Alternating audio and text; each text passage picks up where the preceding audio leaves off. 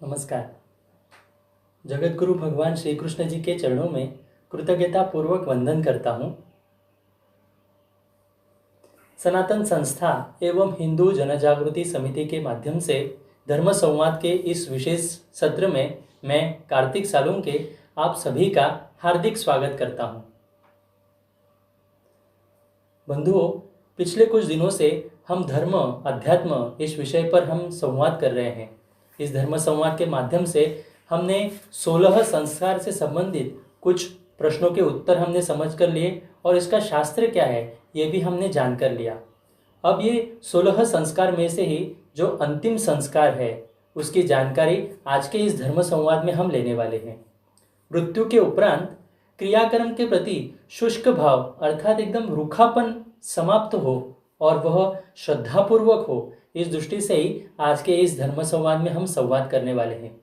आज के इस धर्म संवाद में हमारे साथ उपस्थित हैं हिंदू जनजागृति समिति के राष्ट्रीय मार्गदर्शक सद्गुरु डॉक्टर चारुदत्त पिंगले जी। नमस्कार सद्गुरु डॉक्टर पिंगले जी। नमस्कार कार्तिक जी।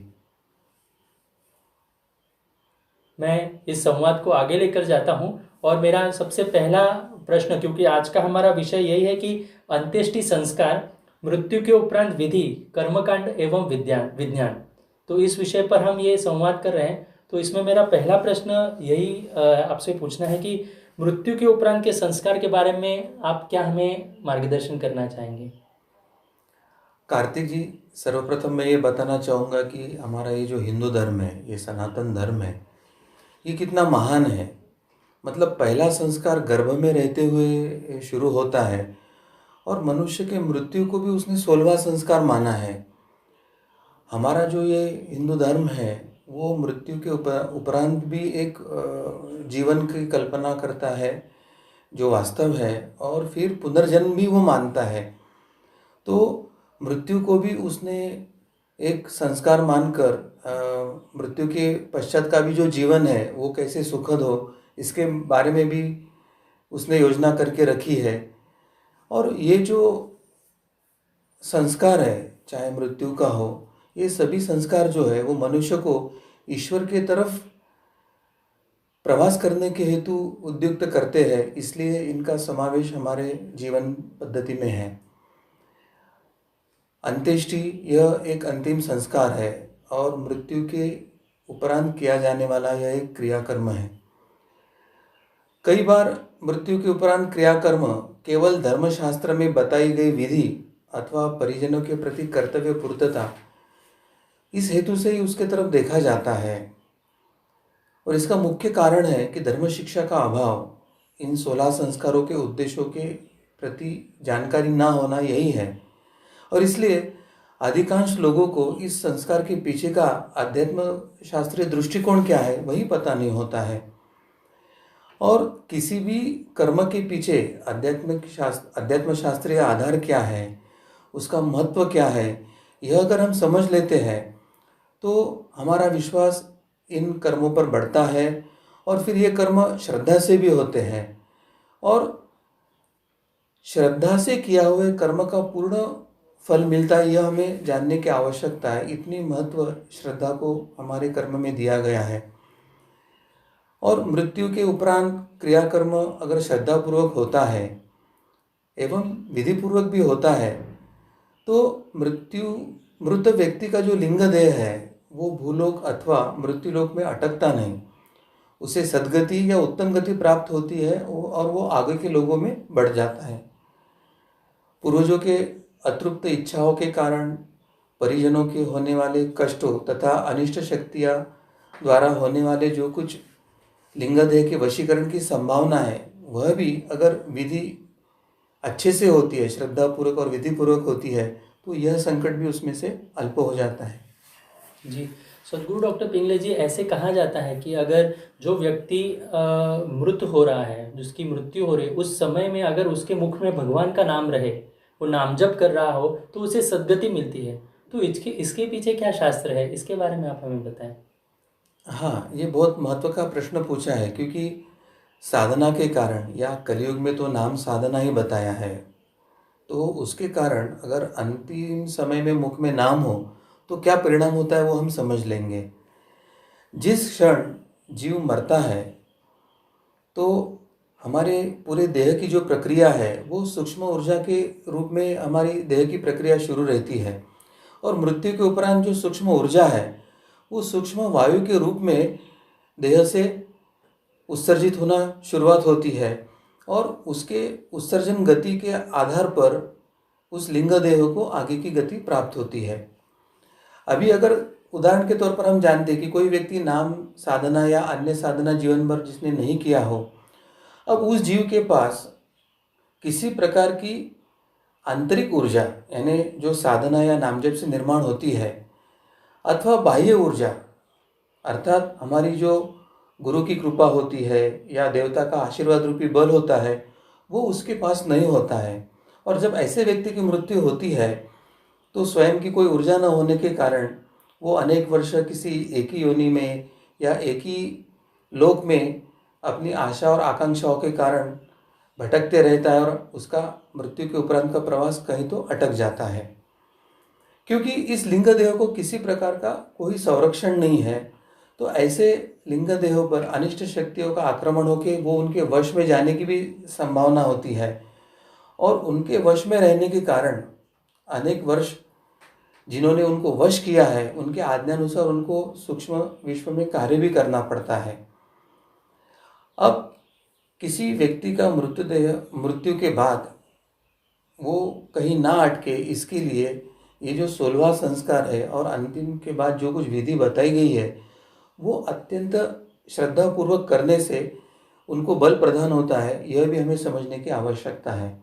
और सबसे महत्व का है कि मृत्यु के समय अगर व्यक्ति के मुख में नाम होता है तो नाम यानी भगवान का नाम होता है, वो भगवान का नाम स्मरण करता है, तो वो नाम स्मरण के कारण मृत्यु के समय में उसके अंदर दैवी ऊर्जा यानी सात्विक प्रकार की ऊर्जा संक्रमित होती रहती है, और वो ऊर्जा का साथ मृत्यु के समय मिलने के कारण जब वो देह छोड़ता है तो कहीं मर्त्य लोक अर्थात मृत्यु लोक, जो हमारा ये जो भूलोक है और ये वातावरण जो भूलोक है इसके बीच में होता है, उसमें वो भटक नहीं सकता है, और उसके कर्म की जो गति है उसके अनुसार उसको आगे की गति प्राप्त होती है। मैं श्रीमद् भागवत की एक बहुत महत्वपूर्ण कथा आपको यहाँ बताना चाहूँगा कि नाम का कितना बड़ा महत्व होता है जीवन में। यानी भागवत कथाकार, सर्वश्रेष्ठ भागवत कथाकार शुकदेव जी और परीक्षित राजा का ये जब अंतिम 7 दिनों में संवाद चल रहा था उसमें की एक कथा है। शुकदेव जी ने जो राजा परीक्षित को बताई थी वो मैं यहाँ बताना चाहूँगा कि कान्यकुब्ज यानी कनौज क्षेत्र में एक जो ब्राह्मण रहता था उसका नाम अजामिल था, और वो एक बड़ा शास्त्रज्ञ एक संशोधक वृत्ति का था, ब्राह्मण था। प्रत्यक्ष में वो शील संपन्न था, सदाचारी था, सद्गुणों का खजाना ही था, और उसी के साथ एक ब्रह्मचर्य, एक विनयता या इंद्रिय जितेंद्रियता, सत्यनिष्ठता, मंत्रवेदता इत्यादि अनेक गुणों से भी वो संपन्न था।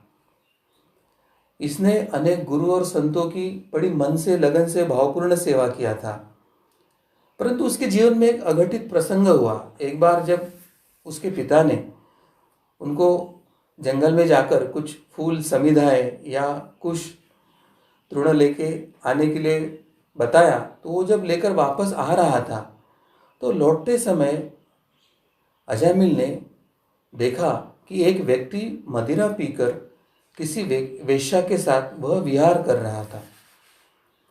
प्रत्यक्ष में अजामिल ने कोई पाप नहीं किया था, केवल आंखों से देखा था, परंतु उसके कारण वह कामवासना में वश हो गया।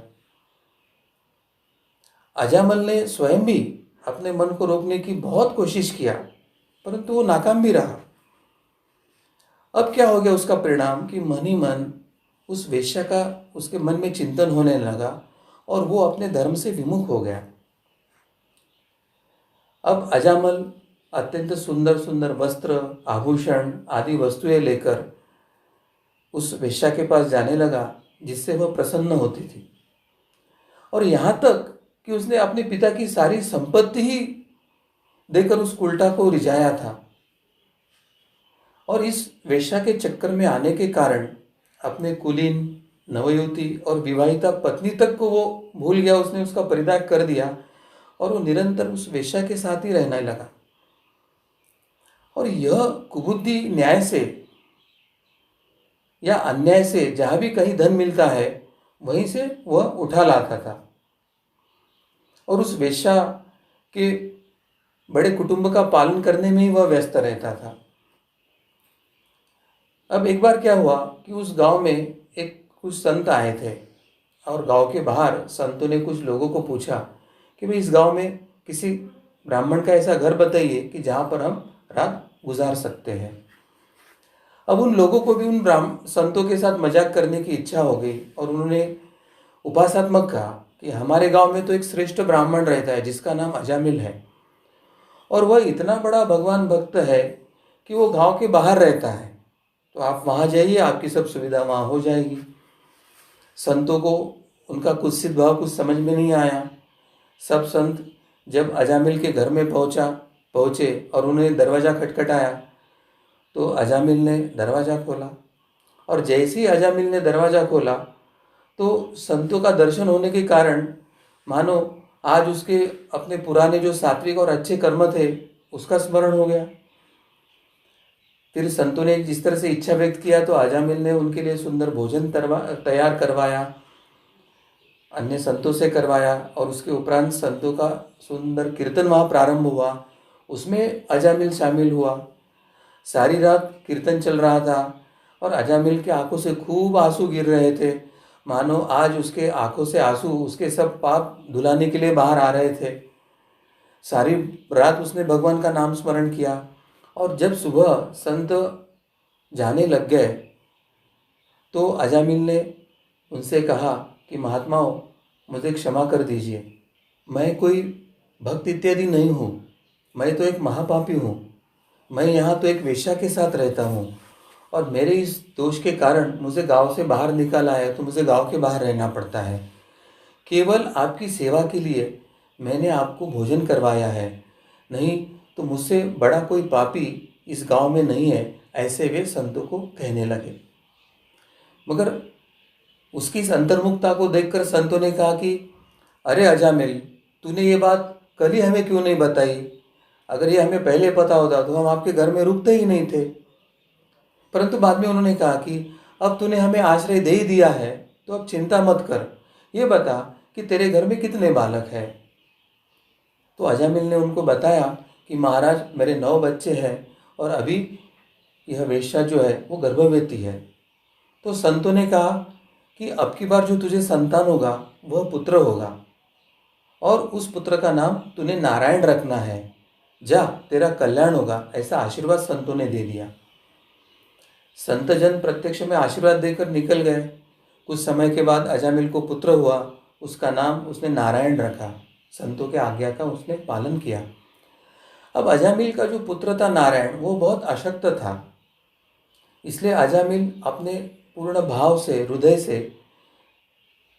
अजामिल की देखभाल करना शुरू कर दिया और हर समय अजामिल कहता था, नारायण भोजन कर लो, नारायण पानी पी लो, नारायण तुम्हारे खेलने का समय हो गया, आप खेलने को जाओ।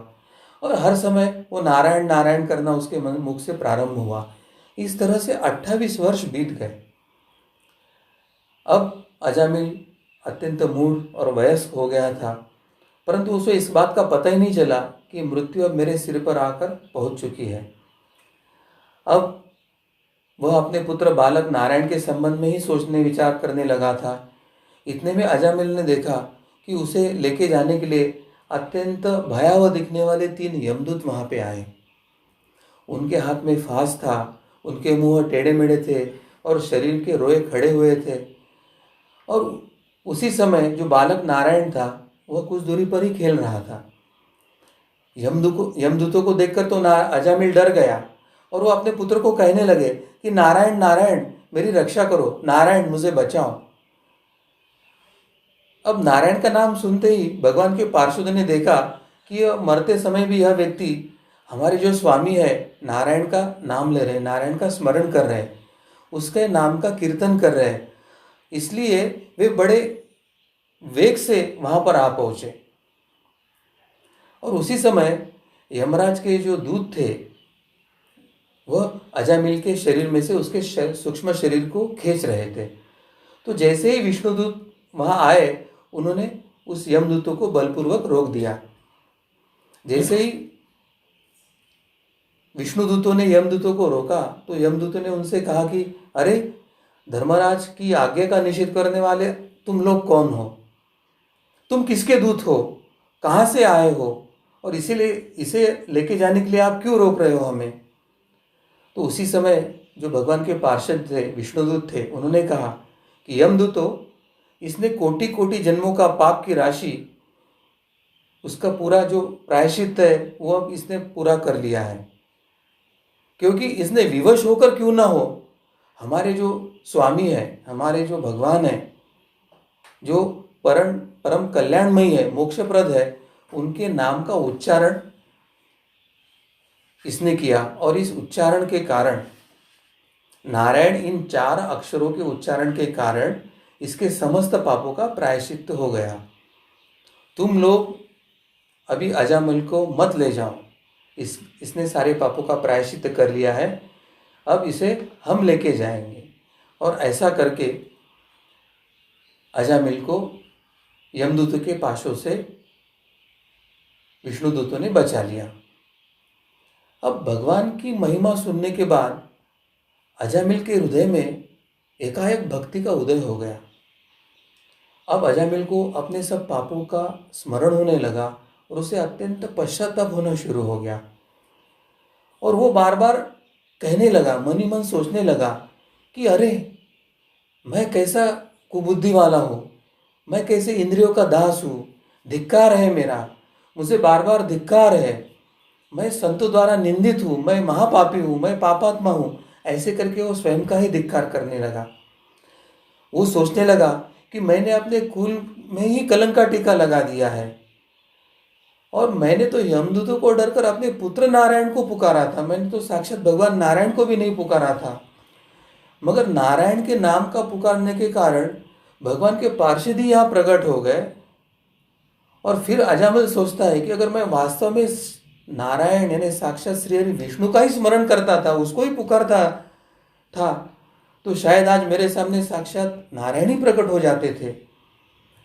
अब अजामिल का जो चित्त था वो संसार के प्रति अनासक्त हो गया, उसमें तीव्र वैराग्य निर्माण हो गया। वे सबसे संबंध और मोह से छोड़कर अब वे हरिद्वार की तरफ चले गए और उस देवस्थान में जाकर वे भगवान के मंदिर के आसन में भगवान के सामने बैठ गए और उन्होंने योग आश्रय का मार्ग लिया। अपना मन सारी इंद्रियों के विषयों से हटाकर हरिचरण में, नारायण के चरणों में समर्पित किया और मन को बुद्धि में मिला दिया। और इसके बाद जब आत्मचिंतन उन्होंने किया तो उन्होंने अपनी बुद्धि भगवान के धाम के स्वस्वरूप परब्रह्म से ही जोड़ लिया।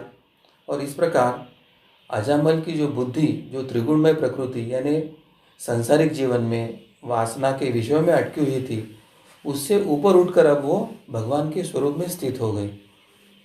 और तब उन्होंने देखा कि उनके सामने ही वे चारों पार्षद फिर से खड़े हैं और वो उन्हें लेने आए। उनके दर्शन के पश्चात वहाँ पे तीर्थ स्थान किया, गंगा तट पर अपना शरीर का त्याग किया और तात्काल उन्हें भगवान के पार्षद का स्वरूप प्राप्त हुआ।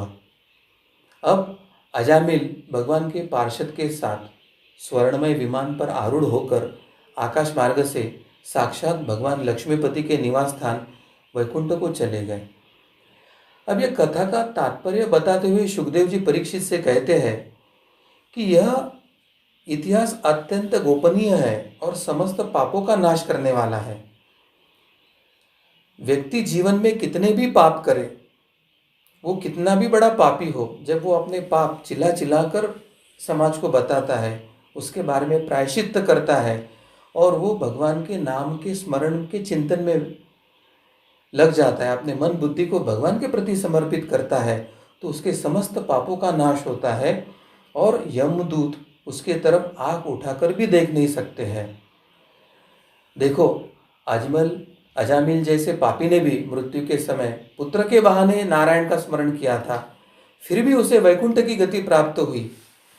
और फिर जो लोग श्रद्धा से भगवान नाम का स्मरण करते हैं, निरंतर स्मरण करते हैं, निरंतर निरंतर अनुसंधान रखते हैं, उनके तो समस्त पापों का नाश होना ही है और उन्हें वैकुंठ की तो गति प्राप्त होना ही है। इसलिए मैं आप सभी श्रोताओं को भी प्रार्थना करता हूँ कि आज से और अभी से आप भगवत नाम का शरण लीजिए, अखंड नाम स्मरण कीजिए, और ये नाम ही हमारे जीवन की नैया को भवसागर से पार करेगा। यह श्रद्धा रखकर आप कीजिए, आपका इस जन्म का उद्देश्य पूर्ण हो जाएगा।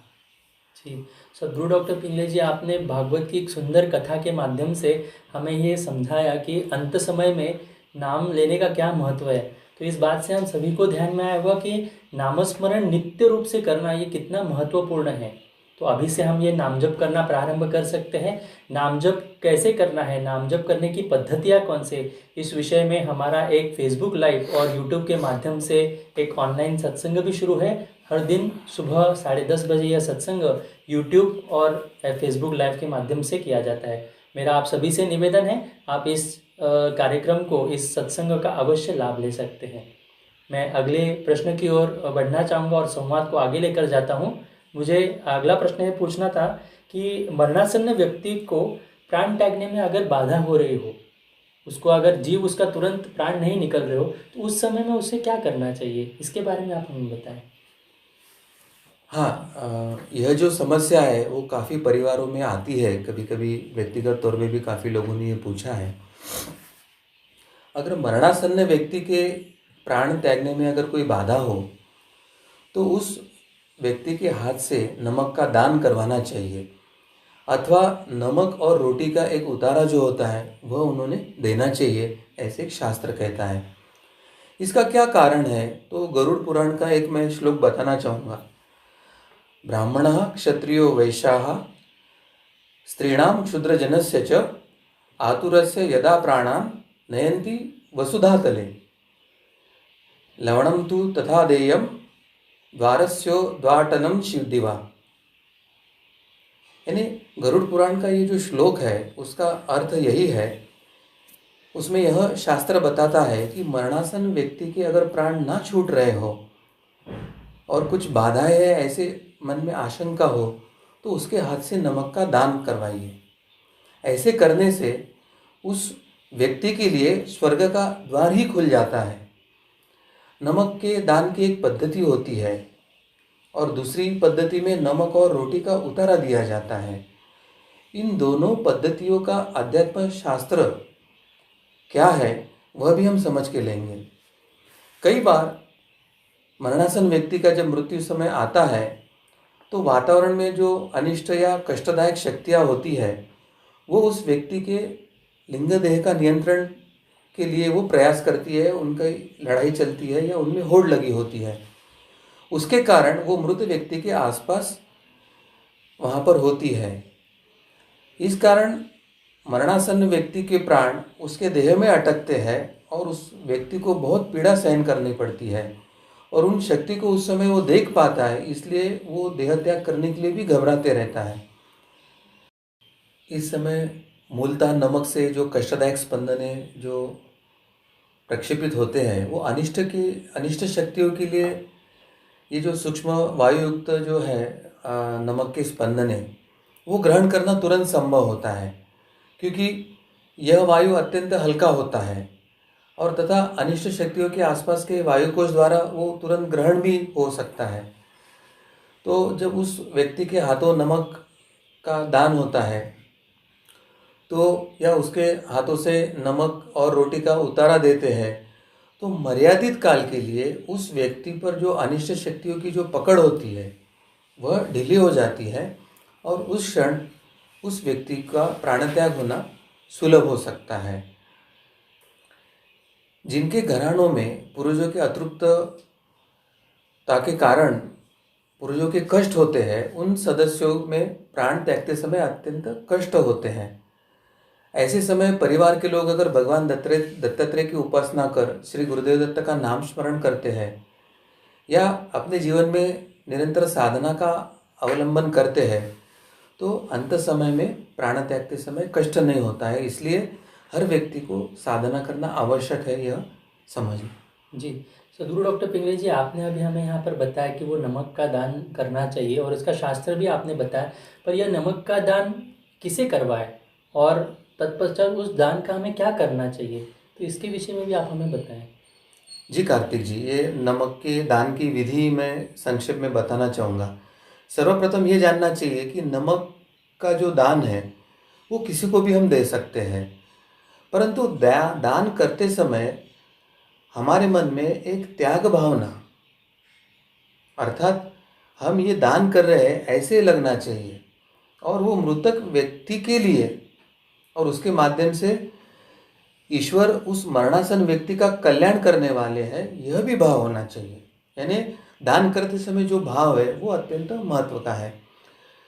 अब दान अगर उस व्यक्ति की स्थिति नहीं तो अन्य कोई भी वो व्यक्ति उस व्यक्ति के लिए नमक का दान कर सकता है और अन्य कोई भी व्यक्ति वह दान स्वीकार कर सकता है, मगर स्वीकार करने वाले व्यक्ति का यह भाव हो कि ईश्वर ही यह दान कर रहा है और वही मैं स्वीकार रहा हूँ। अब दान लेने वाला यह भाव रखे तो दान करने वाला ईश्वर रूपी जो उपकार करता है वो मुझ पर उपकार कर रहा है, ऐसे भाव रहता है। और इस प्रकार के दान से दोनों में आपस में आदर भाव उत्पन्न होता है और आदर भाव उत्पन्न होने के कारण ईश्वरीय शक्ति का सामर्थ्य वहाँ कार्यान्वित होता है और वो कार्यान्वित जो ईश्वरीय शक्ति है उसके कारण अनिष्ट शक्तियों के कष्ट का जो मृत्यु के समय होता है उससे बचना संभव होता है।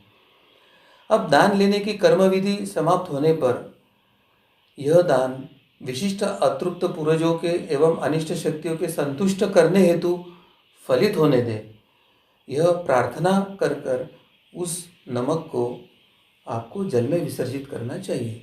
जी, सदगुरु डॉक्टर पिंगले जी, अगर किसी का मृत्यु का समय निकट आ गया हो तो उस समय में हमें कौन सी तैयारियां करनी चाहिए, तो इसके विषय में भी आप हमारे दर्शकों को बताएं। जी, ये भी एक बहुत महत्व का प्रश्न है। अभी एकत्रित परिवार नहीं है और ग्रामीण भाग से शहरीकरण हुआ है,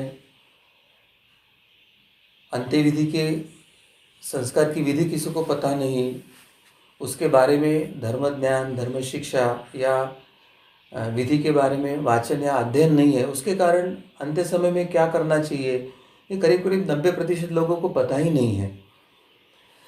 परंतु जिस समय परिजनों को ध्यान में आता है कि परिवार के किसी व्यक्ति का अभी प्राणोत्क्रमण होने वाला है, समय निकट आया है, तो उस समय क्या क्या कर सकते हैं वो मैं आपको अभी बताऊंगा।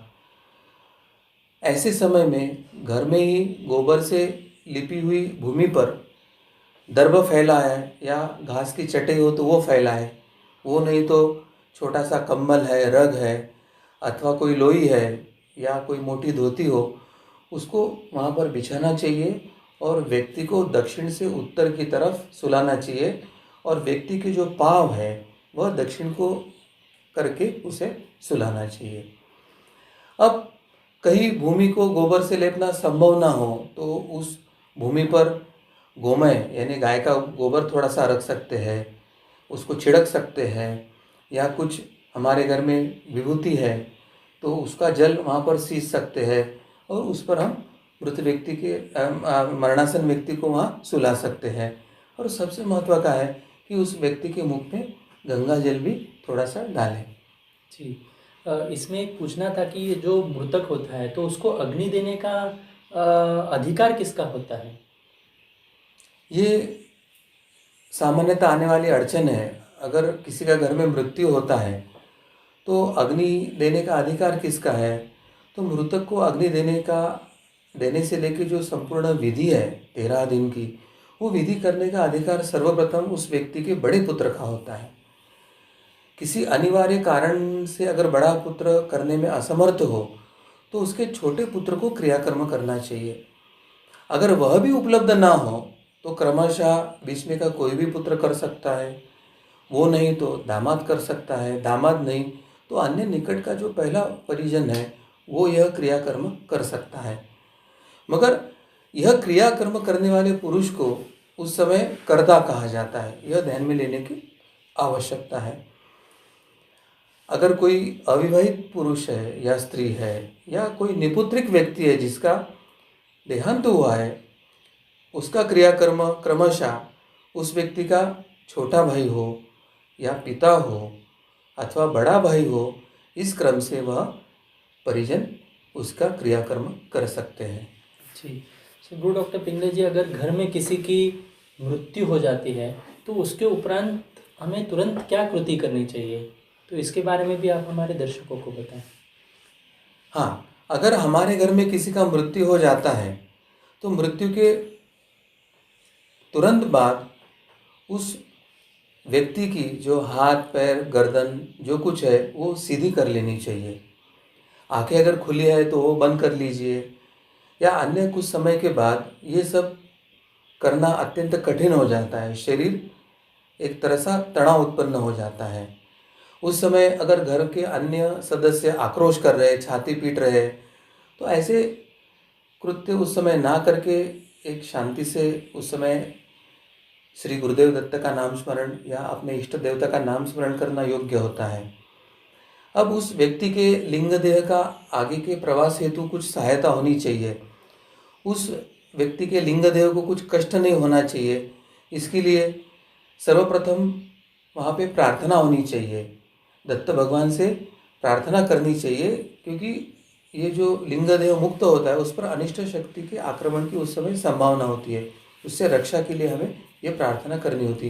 अब प्रार्थना कैसे करें कि हे दत्तात्रेय भगवान, ऐसे भगवान को पहले स्मरण करें और जिस व्यक्ति का मृत्यु हुआ उसका नाम लेकर कह सकते कि इस व्यक्ति के लिंग देह के आसपास आपका सुरक्षा कवच निरंतर बना रहे, उन्हें सद्गति प्रदान करे और उनको किसी लिंग अनिष्ट शक्तियों का कष्ट ना हो, ऐसी आपके चरणों में प्रार्थना है। ऐसी प्रार्थना परिवारजनों ने करना चाहिए। फिर श्री गुरुदेव दत्त का नाम जप करते हुए आगे के सर्व क्रियाकर्म उस कर्ता ने करना चाहिए और परिवारजनों ने श्री गुरुदेव दत्त का नाम स्मरण करके उनको आगे अच्छी गति मिले, ऐसी प्रार्थना करनी चाहिए। अभी हमने देखा ही है कि मृतदेह को भूमि पर रखते समय पहले संभव है तो भूमि गोबर से लेप ले या गोबर या विभूति छिड़के, और उसके बाद भूमि पर दर्भ या घास की चटाई कंबल इत्यादि फैलाकर उसको व्यक्ति को दक्षिणोत्तर रखे और पाँव जो है वो दक्षिण की ओर और सर जो है वो उत्तर की ओर रखे, और मृतक के अभी चारों ओर थोड़े अंतर पर अप्रदक्षिणा से, यानी हम जो प्रदक्षिणा करते हैं वो घड़ी के सुई की दिशा से करते हैं, और अप्रदक्षिणा से यानी घड़ी की सुई के विपरीत दिशा से भस्म अथवा विभूति डाले और मृतदेह के बाजू में मंडल बनाए।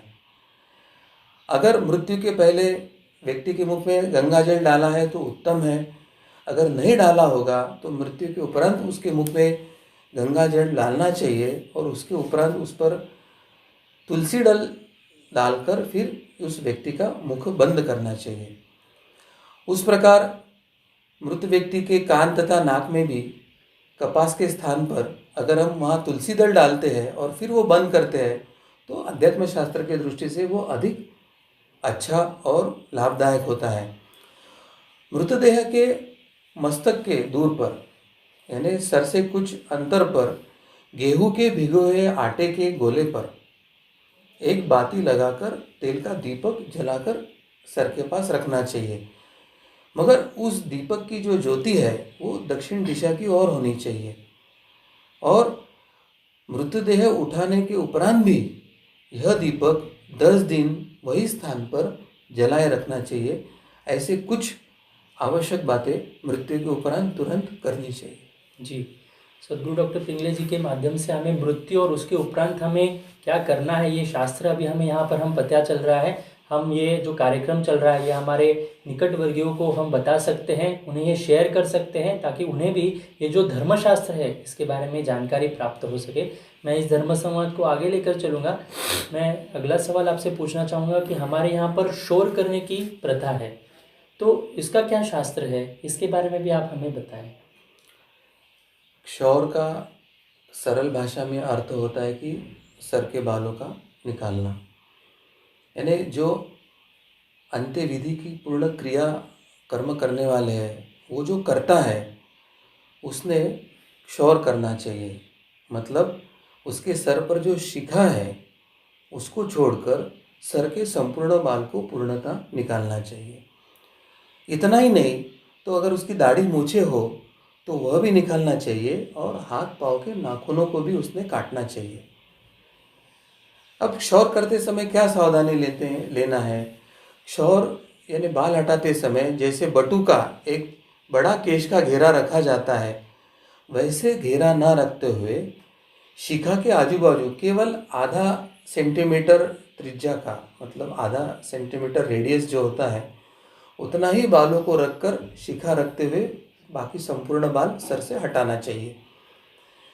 अब अगर कर्ता यानी जो क्रियाकर्म कर रहा है उसके जो अन्य भाई है और मृत व्यक्ति से वो छोटे आयु के परिजन हैं और जिनके पिता भी नहीं है, ऐसे सभी ने उस दिन क्षौर करना आवश्यक होता है। अगर उस दिन नहीं हो पाया तो 10वें दिन भी क्षौर करने का विधि उसमें बताया गया है, मगर क्षौर करने से लाभ जरूर होता है। और कर्ता जो है, जो क्रियाकर्म करने वाला है, वो अगर मृत व्यक्ति की अपेक्षा आयु में बड़ा हो, यानी वो अपने छोटे भाई या आयु से छोटे व्यक्ति का अगर क्रियाकर्म कर रहा हो तो वह क्षौर ना करे, उसके लिए क्षौर करना बंधन नहीं होता है। दूसरी एक महत्व की सावधानी है कि सूर्यास्त के उपरांत क्षौर करना वर्ज्य है। इसलिए अगर सूर्यास्त हो चुका हो तो उस दिन क्षौर नहीं करना चाहिए। और ऐसे समय में अगर मृतक की उत्तर क्रिया यानी प्रतिदिन क्रिया करने वाली जो है, पिंडदान है या तिलांजलि देना इत्यादि है, वो जिस दिन से प्रारंभिक करनी हो उस दिन कर्ता को तथा 10वें दिन अन्यों को क्षौर करनी चाहिए। और सबसे महत्व की बात है कि स्त्रियों ने ना केश काटना है ना नखें काटनी चाहिए, उनके लिए क्षौर का विधान नहीं है। जी। गुरु डॉक्टर पिंगले जी, आपने अभी मार्गदर्शन करते समय भी बताया कि अगर व्यक्ति की मृत्यु हो जाती है तो मृत्यु के उपरांत उसे दक्षिणोत्तर रखते हैं, मतलब उसके पैर जो होते हैं वो दक्षिण की दिशा में रखते हैं। तो इसके पीछे क्या कारण है, तो वो भी आप हमें बताएं। दक्षिण को यम दिशा कहा जाता है। यम दिशा यानी जब व्यक्ति का प्राण जाता है उस समय जो प्राण है वो यम दिशा की ओर यानी दक्षिण दिशा की ओर खींचा जाता है, ऐसे हमारा धर्मशास्त्र बताता है।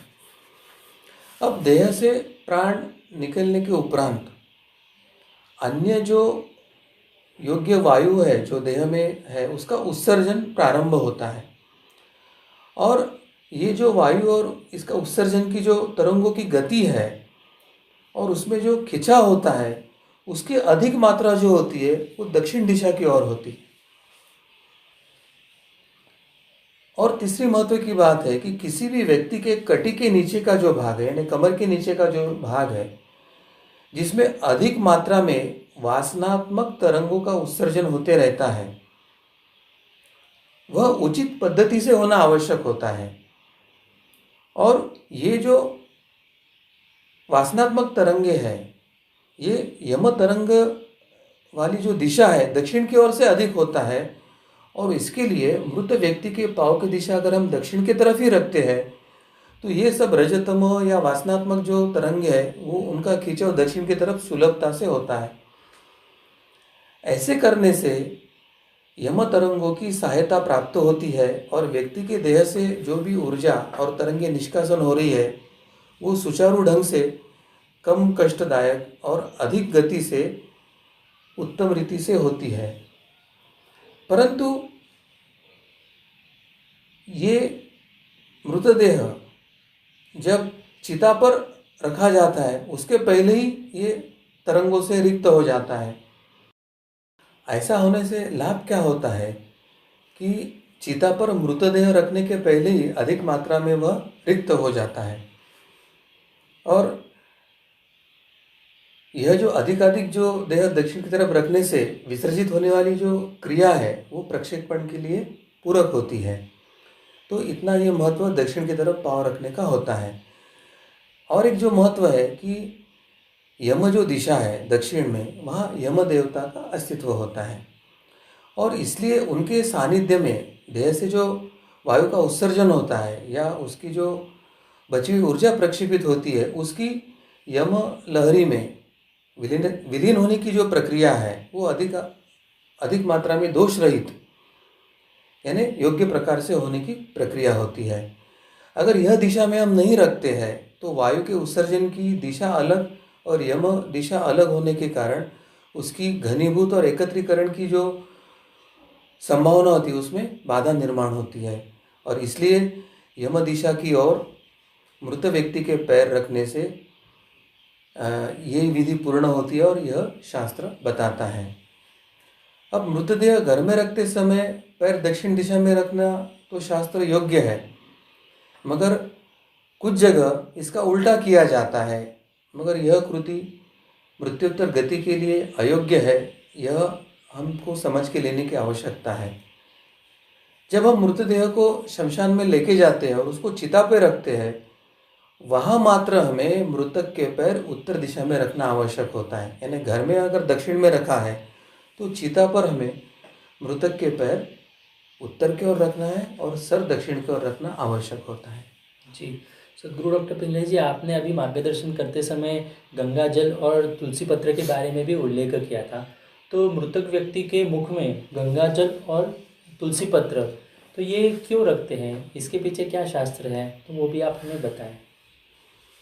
अधिकांश क्या होता है कि जिस इंद्रिय से प्राण निकलता है तो उस इंद्रिय के कुछ लक्षण वहाँ प्रकट होते हैं। अगर मुख से प्राण निकलता है तो कई बार व्यक्ति का मुख खुला हो जाता है। आँख से प्राण निकलते हैं तो आँख से आँखें खुली रह जाती है और वहाँ से निष्कासन होकर वातावरण में तरंगों का प्रक्षेपण होता है। अब मुख में गंगा जल डालने से एवं तुलसी पत्र रखने से उनकी ओर ब्रह्मांड में जो सात्विक लहरें होती है वह आकर्षित होती है, या जिसका नाम स्मरण या जो देवता पर श्रद्धा होती है वो लहरें वह आकर्षित होती है। तो उस समय मुख से वातावरण में जो प्रक्षेपित होने वाली जो तरंगे है उसका वहाँ विघटन होना शुरू हो जाता है। इसलिए मृतदेह के बाजू का और उस घर का वातावरण निरंतर शुद्ध रखा जाता है। और उसी प्रकार जब गंगा जल एवं तुलसी पत्र मृतदेह के मुख में, नाक या कान में रखा जाता है तो उसके जो सूक्ष्म देह या कोश है उसकी शुद्धि की भी प्रक्रिया वहाँ से शुरुआत होती है। और वहाँ से अगर अनिष्ट शक्तियाँ उस देह में प्रवेश करने का प्रयास करती है तो उसको भी रोका जा सकता है। तो मुख में, नाक में, कान में गंगा जल डालना तथा तुलसी पत्र रखना इसका अत्यंत महत्व होता है। मुख में तुलसी दल रखते हैं, इसके बारे में ध्यान में आया, लेकिन कान और नाक में हम ये तुलसी दल क्यों रखते हैं? इसके पीछे क्या शास्त्र है? वैसे जैसे मैंने अभी बताया कि जैसे मुख से किरणों ये तरंगों का प्रक्षेपण होता है कष्टदायक, उसी तरह से नाक तथा कान द्वारा भी सूक्ष्म वायु को वातावरण में फैलने से रोकने के लिए कपास के बजाय अगर हम तुलसी दल वहाँ रखते हैं तो वहाँ जो देवता या सात्विक लहरें आकर्षित होती है वही विघटित करती है और वातावरण को शुद्ध रखती है और देह में भी किसी अनिष्ट शक्ति के प्रवेश को वो रोकती है। जी, आपने ये जो शास्त्र आप हमें बता रहे हैं तो इसमें आपने एक उल्लेख भी किया था और बताया था कि जो व्यक्ति मृत होता है उन्होंने अपने घर में दिया लगाना चाहिए। तो वो दिया किस दिशा में लगाना चाहिए और क्यों लगाना चाहिए, उसके पीछे क्या कारण है, तो वो भी आप हमें बताएं। प्राण त्यागते समय देह से कुछ उपप्राण तथा अन्य वायु उत्सर्जित होते हैं, यानी वातावरण में छोड़े जाते हैं। बहुत बार वो मृत्यु के स्थल पर ही वहाँ बद्ध हो जाते हैं, वही वातावरण में संपुटित हो जाते हैं और उसके बाद ही व्यक्ति का देह निष्प्राण हो जाता है।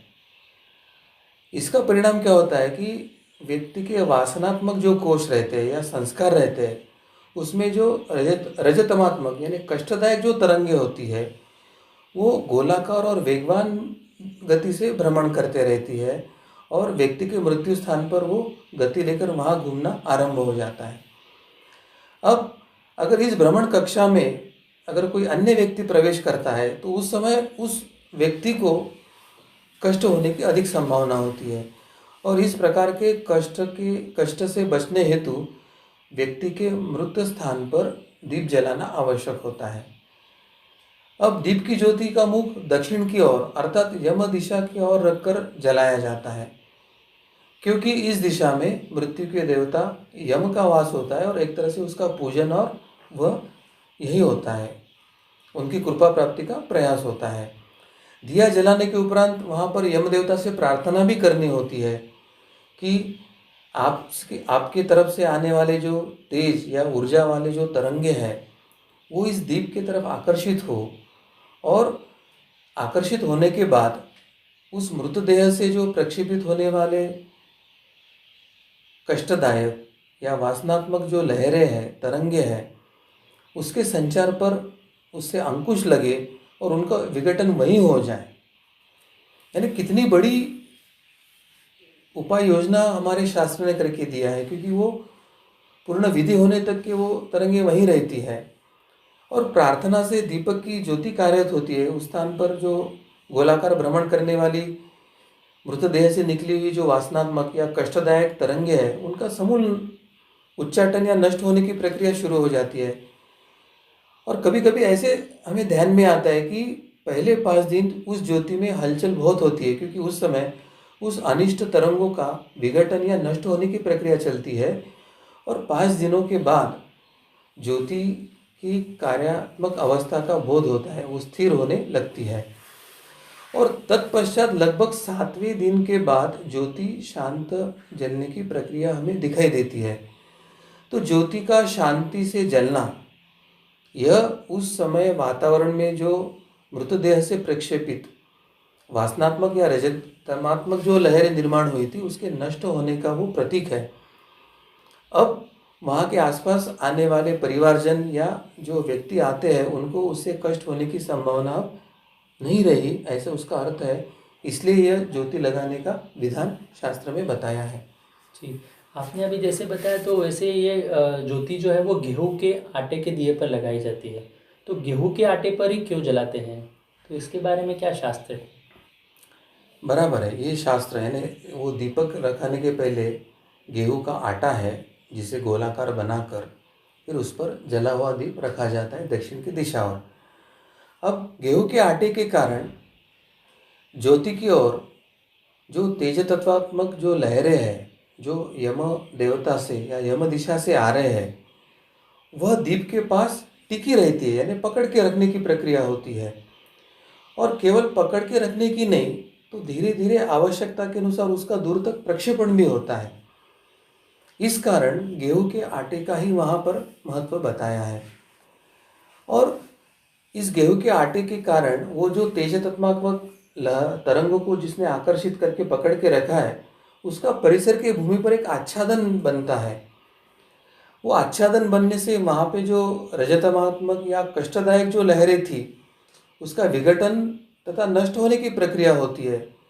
केवल इतना ही नहीं, तो भूमि के नीचे से यानी पाताल से अगर अनिष्ट शक्तियाँ अगर कुछ बाधाएं निर्माण कर रही है तो वो भी इसी कारण अल्प होती है। और यह जो प्रक्रिया है, अंत्य विधि का क्रियाकर्म है, वो निर्विघ्नता से संपन्न होता है। और रजतमात्मक जो तरंगे के जो समूल उच्चाटन के कारण मृत व्यक्ति को आगे की गति ना मिलना, भूलोक में ही अटकने की जो संभावना होती है वह भी अत्यंत अल्प हो जाती है।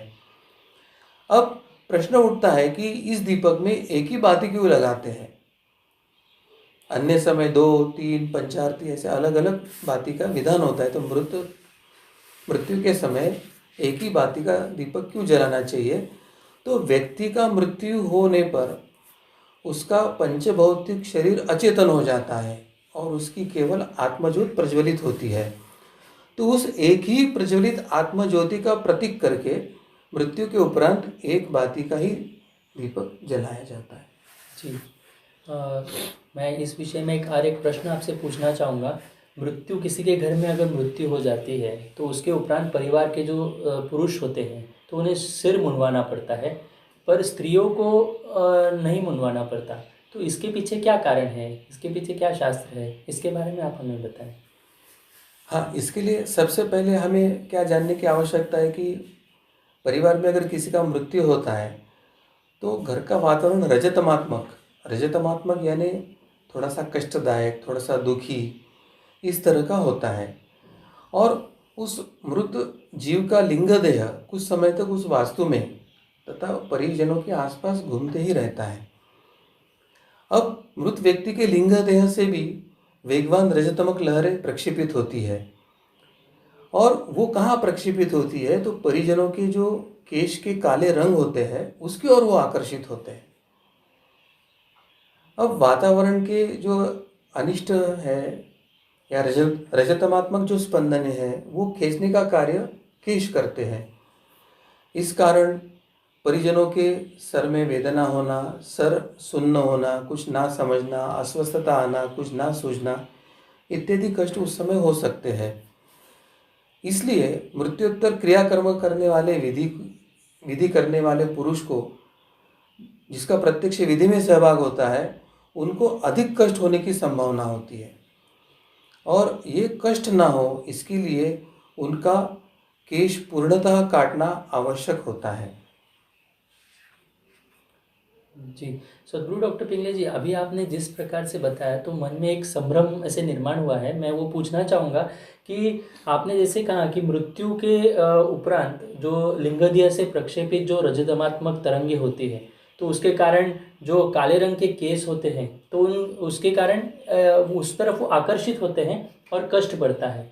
परंतु अध्यात्म शास्त्र में ऐसे भी कहा गया है कि निश्चित और मर्यादित केश के कारण अनिष्ट शक्तियों से रक्षा होती है। तो इन दोनों में हम समन्वय कैसे देख सकते हैं, कैसे हमें साधना चाहिए, इसके बारे में आप हमें बताएं। सबसे पहले हमें यह समझने की आवश्यकता है कि मृत्यु के उपरांत जो वातावरण में रजतमक का यानी कष्टदायक या अनिष्ट तरंगों का जो परिमाण होता है वो 50% से अधिक होता है। तो जीव को अनिष्ट शक्तियों का कष्ट निश्चित होता है। इसलिए निश्चित मर्यादा तक अनिष्ट शक्तियों से जीव की रक्षा होती है, यह हमें समझने की आवश्यकता है। अब हिंदू धर्म में स्त्री को आदिशक्ति का अप्रकट शक्ति का रूप माना गया है। इसलिए हिंदू धर्म में स्त्री का बहुत आदर और एक सम्मानपूर्वक स्थान माना गया है। स्त्रियों के जो लंबे केश है वो शालीनता का दर्शक भी है, और स्त्रियों को केश काटना यह हिंदू धर्म के एक शास्त्र के विरोध में भी है। और सबसे महत्व की बात है कि सत्व गुण प्रधान जो स्त्री होती है उस स्त्री के केश अधिकांशतः लंबे होते हैं, और केश के अग्रभाग से जो प्रक्षेपित शक्ति रूपी जो सत्व या रज तरंगे यानी अच्छी देवता वाली या सात्विक जो लहरें हैं वो प्रक्षेपित होने से एक प्रकार से स्त्री की अनिष्ट शक्तियों से रक्षा ही होती है उनके केशों के कारण। इसलिए संभवतः स्त्रियों को केश काटना निषिद्ध अथवा अपवित्र माना गया है। इसके विपरीत पुरुष में कार्यरत शक्ति का प्रतीक होने के कारण तथा परिवार में किसी के मृत्यु के उपरांत क्रियाकर्म का उत्तरदायित्व पूर्णतः पुरुषों पे ही होता है। इसलिए पुरुषों को अनिष्ट शक्ति का कष्ट होने की संभावना अधिक से अधिक होती है, और इसलिए केवल पुरुष ही सर का मुंडन करते हैं। ऐसा विधि ये 16वां संस्कार में बताया है। जी, सद्गुरु डॉक्टर पिंगले जी, यहाँ पर ऐसे भी बहुत जगह पर प्रथा है और करते हुए कि मृत व्यक्ति को नहलाकर उसे नए कपड़े पहनाए जाते हैं, तो इसके पीछे क्या कारण है, तो वो हमें बताएं। हाँ, ये भी एक बहुत महत्व का विधि मृत्यु के उपरांत करना होता है। श्री गुरुदेव दत्त के नाम स्मरण का उच्चारण करते हुए ऊंची आवाज में उच्चारण करते समय मृत व्यक्ति को नहलाना चाहिए। नामजप का उच्चारण करते हुए नहलाने से क्या होता है कि नामजप करने वाले जीवों के हाथों से जो संक्रमित जो सात्विक तरंगे हैं उससे वो जल अभिमंत्रित होता है, और उस समय वहाँ का वातावरण भी शुद्ध हो जाता है। और वातावरण में सात्विक तरंगों से जो अभिमंत्रित जल होता है उससे मृतदेह को नहलाने के कारण मृतदेह के ऊपर जो कष्ट का, अनिष्ट का या रजतम का आवरण होता है वह भी नष्ट हो जाता है। अब इसका लाभ क्या होता है कि मृतदेह से जो वायु निष्कासित हो रहा है, सूक्ष्म वायु या तरंगे प्रक्षेपित हो रही है, उसको शीघ्रता से निकलने में सहायता होती है। एक प्रकार से मृतदेह को नहलाना ये एक प्रकार से उसकी अंतर्बाह्य शुद्धि करने की प्रक्रिया है, यह हमें समझने की आवश्यकता है। अब नहलाने के उपरांत मृतदेह को नए वस्त्र पहनाना आवश्यक होता है और पहनाने से पहले इस वस्त्रों को धूप या सुगंधित द्रव्य दिखाकर या उन पर गौमूत्र छिड़क कर पहले उन्हें शुद्ध करके वस्त्र पहनाने चाहिए। अब ऐसे करने से क्या लाभ होता है? तो ऐसे करने से नए वस्त्रों के माध्यम से मृतदेह के चारों ओर एक सात्विक लहरों का सुरक्षा कवच निर्माण होता है। उसका अनिष्ट स्पंदन या कष्टदायक स्पंदनों से, अनिष्ट शक्तियों से रक्षण होता है और अंत्यविधि की जो प्रक्रिया है उसमें आने वाले बाधाएं कम होती है। जी। एक मैं प्रश्न आपसे पूछना चाहूँगा इसी संदर्भ में कि मृत देह का जो दहन किया जाता है वो दिन के समय में ही क्यों करना चाहिए? इसमें उचित क्या है? दिन में करना उचित है या रात में करना चाहिए? मृतदेह सामान्यतः दिन में ही करना चाहिए ऐसा शास्त्र बताया है, क्योंकि मूलतः ये जो दहन कर्म जो है वह एक तमोगुणी प्रक्रिया है, यानी वो प्रक्रिया ही अपने आप में एक कष्टदायक होती है। और दिन जो होता है सूर्योदय के कारण, सूर्य के तेज तत्व के कारण दिन में तमोगुण का प्रभाव कम होता है और तम या अनिष्ट स्पंदनों को नष्ट करने की क्षमता दिन में अधिक होती है। दिन के तुलना में रात तमोगुण से अधिक संबंधित होती है। उसके कारण रात को तेज कम होता है। तेज कम होने के कारण रजतम या अनिष्ट अधिक प्रबल होता है और अनिष्ट शक्तियों की शक्ति भी रात में अधिक होती है। अगर रात में हम दहन क्रिया करते हैं तो उस समय अनिष्ट शक्तियों के तमोगुण को आक्रमण देने की गति देने वाला उस समय होता है और ऐसे समय अगर क्रिया करते हैं तो लिंग देह को मृत्यु उपरांत आगे की गति मिलने में बाधा निर्माण होती है। अनिष्ट शक्तियों का उसको पकड़ने की अधिक संभावना होती है। तो अनिष्ट शक्तियों के आक्रमण बचाए, अनिष्ट शक्तियाँ मृतदेह के लिंग देह का ताबा ना ले सके, वे उनके नियंत्रण में ना जा सके, उनके मृत्यु के उपरांत की गति सहज, सुलभ और अधिक गतिमान हो, यह ध्यान में रखते हुए हमारे धर्मशास्त्रों ने रात के समय में मृतदेह के दहन की प्रक्रिया को अयोग्य बताया है और वो दिन में ही करने का विधान बताया है। जी, धन्यवाद सद्गुरु डॉक्टर पिंगले जी। 16 संस्कार में से ये जो अंतिम संस्कार है इसके बारे में आज हम सभी ने जानकारी आज यहाँ पर प्राप्त कर ली है। हम आशा करते हैं कि आपके सभी शंकाओं का समाधान यहाँ पर हुआ होगा। मृत्यु और उसके उपरांत का क्रियाकर्म कैसे करना चाहिए, उसके पीछे क्या कारण है, ये सभी आज हमने समझ कर लिया। यह संवाद सुनते समय यदि आपके मन में कोई शंका उत्पन्न हुई हो तो आप अपने चैट बॉक्स में, कमेंट बॉक्स में अवश्य लिख सकते हैं। आपके शंकाओं का समाधान हम पूर्ण रूप से करने का आने वाले धर्म संवाद में प्रयत्न करेंगे। इसी के साथ भगवान श्री कृष्ण जी की कृपा से तथा भगवान दत्तात्रेय जी की कृपा से आज का यह धर्म संवाद निर्विघ्न रूप से पूर्ण हुआ, इसलिए हम उनके प्रति कृतज्ञता व्यक्त करते हैं और आज के धर्म संवाद को हम यहीं पर रुकते हैं। नमस्कार।